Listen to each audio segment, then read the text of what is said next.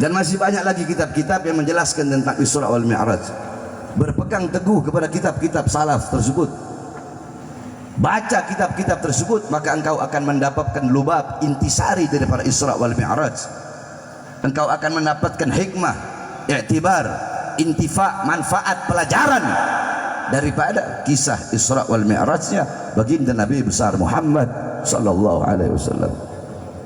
Saudara-saudara sekalian yang dimuliakan oleh Allah, beberapa hari lagi kita akan memasuki bulan yang mulia, bulan yang agung, Syahrul Syam, Syahrul Qiyam, Syahrul Ibadah, Syahrul Istiqamah, Syahrul Ramadan, bulan Ramadan.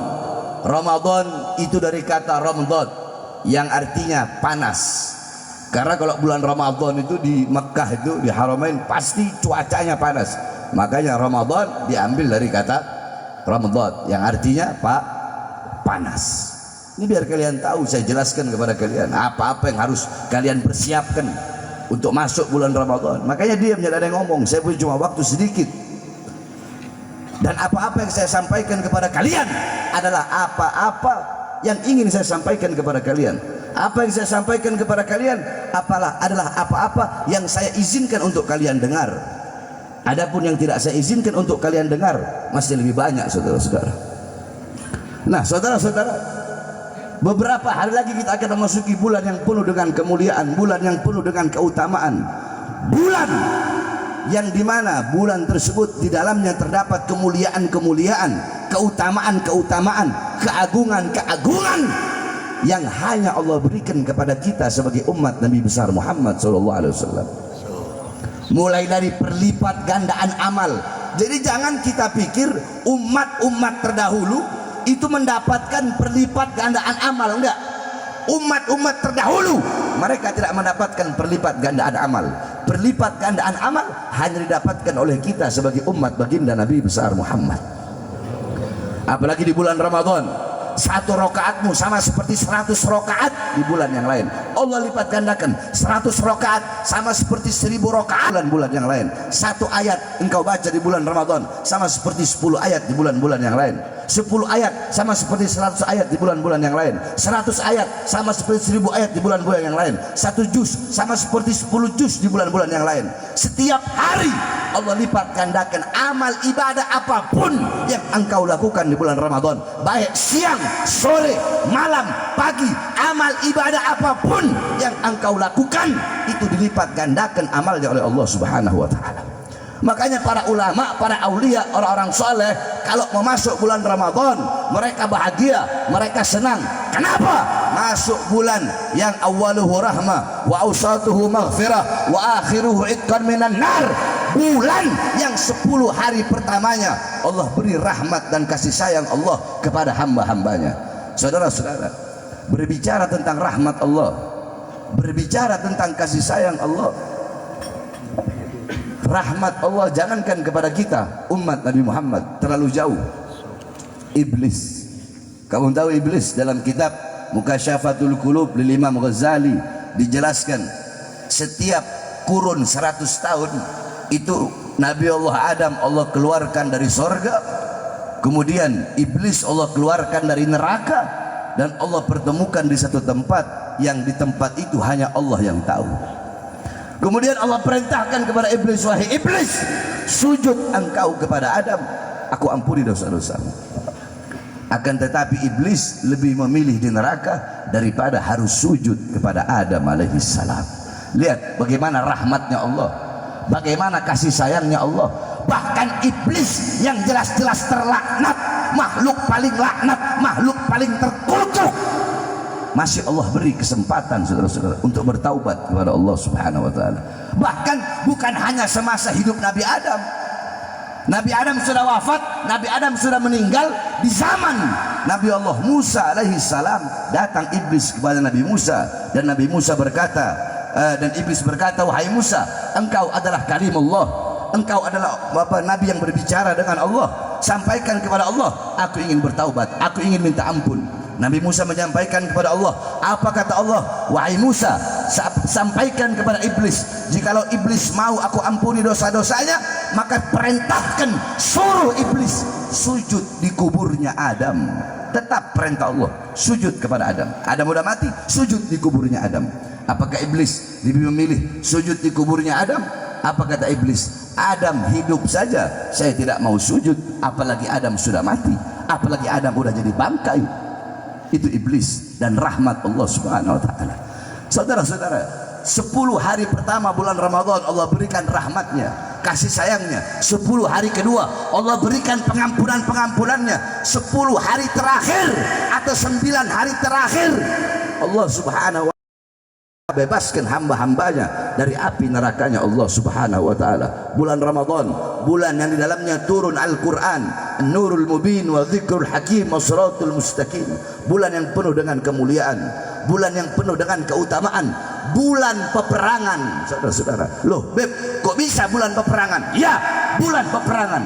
Rasulullah ketika pulang dari perang, beliau berkata kepada sahabat, raja'na minal jihadil asghar ila jihadil akbar. Kita telah pulang dari perang yang kecil menuju perang yang besar. Kita telah pulang dari perang melawan musuh yang kecil menuju melawan musuh yang besar. Para sahabat berkata, ya Rasulullah, bagaimana mungkin ini peperangan yang kecil, musuh yang kecil? Rasulullah berkata, ada peperangan yang lebih besar, ada jihad yang lebih besar, ada musuh yang lebih besar, musuh yang lebih besar daripada orang-orang kafir, musuh yang lebih besar daripada orang-orang munafik, musuh yang lebih besar daripada iblis. Apa itu? Jihadun nafs, berperang melawan hawa nafsu, berperang melawan syahwat, berperang melawan musuh yang ada di dalam diri kita sendiri, berperang melawan musuh yang tidak tampak, berperang melawan diri kita sendiri, berperang melawan musuh yang paling besar yang ada di dalam diri kita. Tuba liman kana agluhu amira wa hawahu asira, fawailul liman kana agluhu asira wa hawahu amira. Sungguh beruntung, sungguh berbahagia bagi orang-orang yang akalnya menjadi raja sedangkan nafsunya menjadi budak.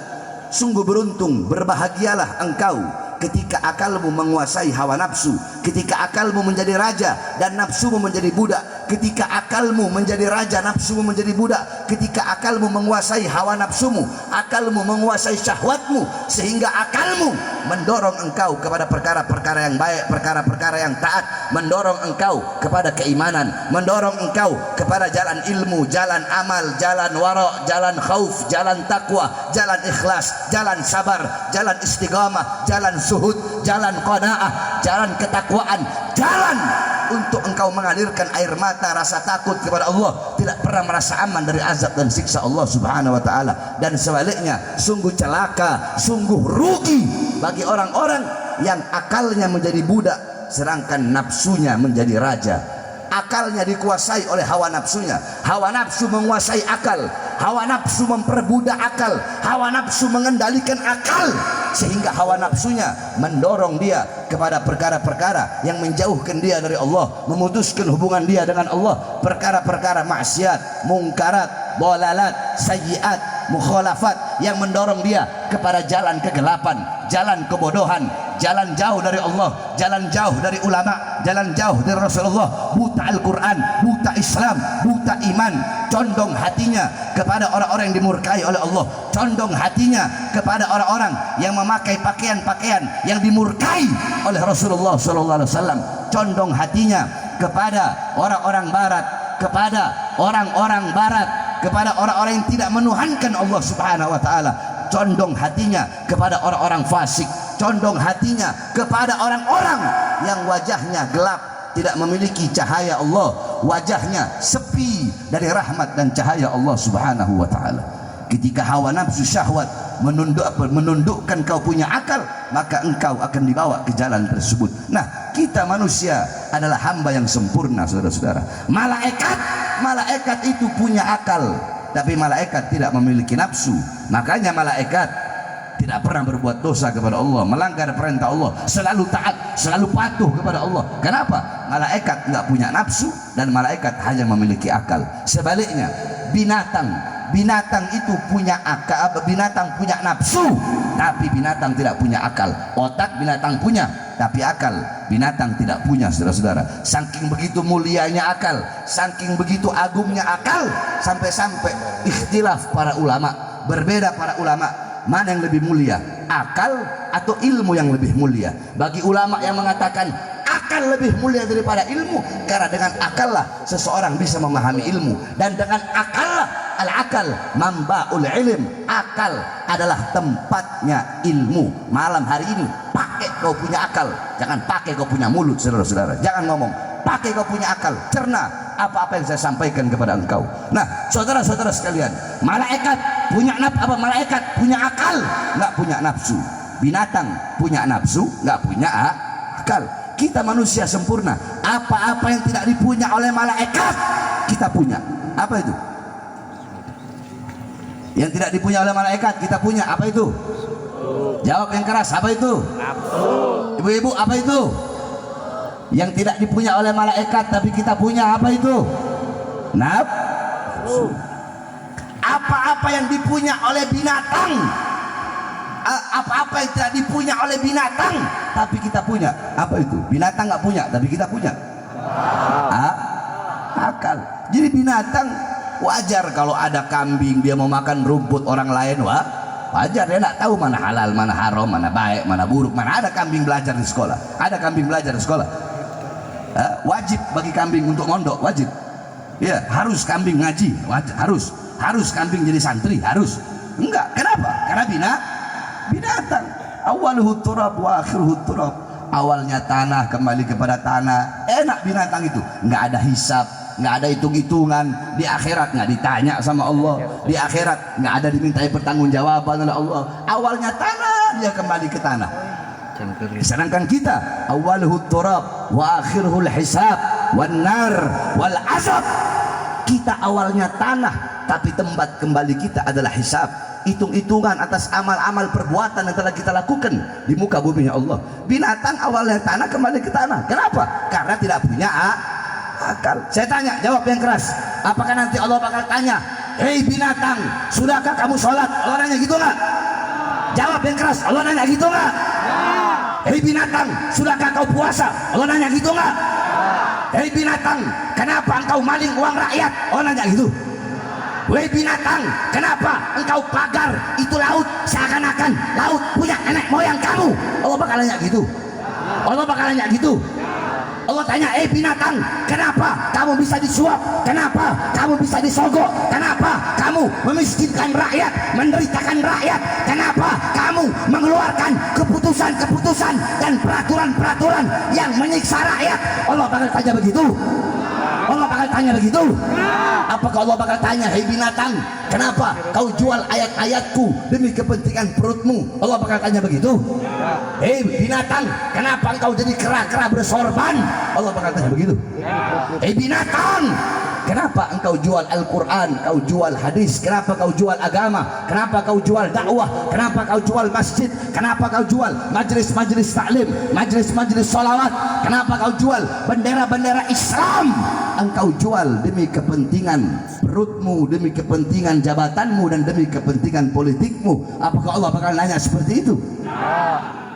Terus yang Allah tanya, kenapa engkau, apakah engkau sudah memakmurkan rakyat atau menyengsarakan rakyat? Siapa yang Allah tanya begitu? Siapa? Siapa? Tahu manusia. Ya siapa? Siapa? Pejabat yang ditanya begitu. Binatang kan nggak ditanya. Terus berarti nanti di akhirat siapa yang lebih mulia?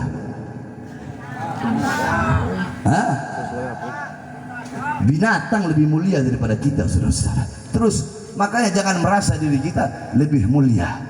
Kalau ngelihat anjing, ngelihat, kadang ini kita suka Syekh Abu Yazid Al-Bustami. Abu Yazid Al-Bustami, satu waktu beliau pernah berjalan. Ketika beliau berjalan, tiba-tiba ada seekor anjing. Beliau angkat jubahnya begini. Ketika beliau angkat jubahnya, tiba-tiba anjing itu berkata, wahai Syekh, jikalau engkau mengangkat jubahmu karena engkau takut terkena air liurku, maka cukup bagimu mencuci jubahmu dengan 7 kali basuhan, salah satunya dengan tanah. Tapi jikalau engkau mengangkat jubahmu karena memandangku sebagai makhluk yang hina, yang najis, dan kau merasa lebih mulia dariku, maka walaupun hatimu dicuci dengan 7 lautan 7 samudra, hatimu tidak akan pernah bersih. Wahai Syekh, apa kata Syekh? Wahai anjing, maukah engkau menemaniku? Maukah engkau menjadi temanku dalam perjalananku? Apa kata anjing itu? Bagaimana mungkin aku akan menemanimu, sedangkan engkau selalu menerima bunga-bunga, engkau menerima pujian-pujian, engkau dengan pakaian kebesaranmu, di dalam kantongmu terdapat dinar, dirham, dan roti-roti, sedangkan aku bahkan sebongkah tulang pun aku tidak punya. Aku kemana-mana diusir, bagaimana mungkin aku akan menemanimu? Aku tidak mau menemanimu. Lantas Syekh Abu Yazid Al-Bustami mengangkat tangannya ke langit dan berkata, ya Allah, jikalau anjing saja tidak pantas berjalan bersamaku, maka bagaimana engkau akan berjalan bersamaku ya Allah? Maka jangan pernah diri kita merasa lebih mulia daripada binatang. Nah, jadi saudara-saudara, akal begitu sangat penting.